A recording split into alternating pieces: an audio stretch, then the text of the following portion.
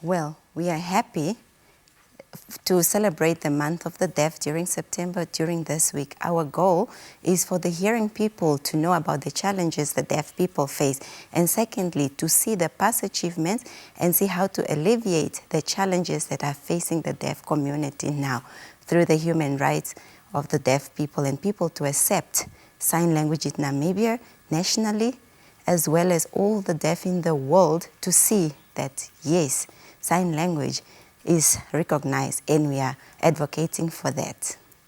Before we take stock of the accomplishments, let's take a look at the challenges faced by the community.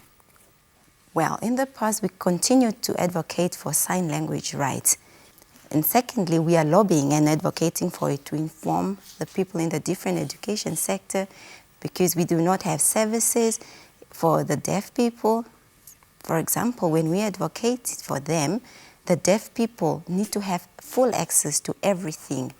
The rights should be treated equally for all the languages, just like the indigenous languages, so should it be applicable to sign language.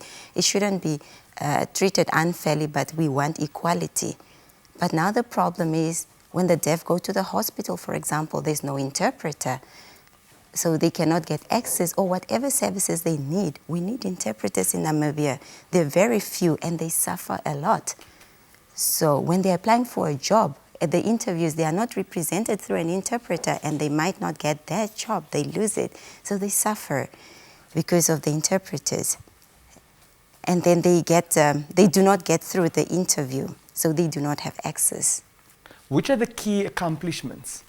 Back in the days until now, in the world, we see that they're fine. They have improved in their sign language skills. But in Namibia, it's still an ongoing. But we are fortunate to have inclusive education, which means that the deaf can go to school and be included in the mainstream schools. Some of them can succeed, very few, but more needs to be done.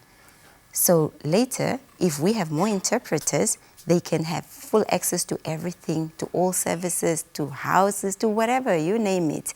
So it will be equal. A number of your community members lost their jobs because of the regulations that are in place to curb the further spread of COVID-19. Can you elaborate on the impact of the pandemic on the community? We have got small videos in sign language that help the deaf to see what is the news, how do they train to have mental health. So some videos are based on mental health because the deaf don't know what is mental health. They are stressed, they're suffering, and they don't inform anyone, they're just quiet. So NNAD thought of inviting to them, explaining to them, helping them to understand how to deal with the situation and to become more relaxed and not overly anxious about it. Yes, it's true, the impact is not just the hearing people, but the deaf as well. But when we invite them over and they join some trainings, advice, it helps them to be a little bit calm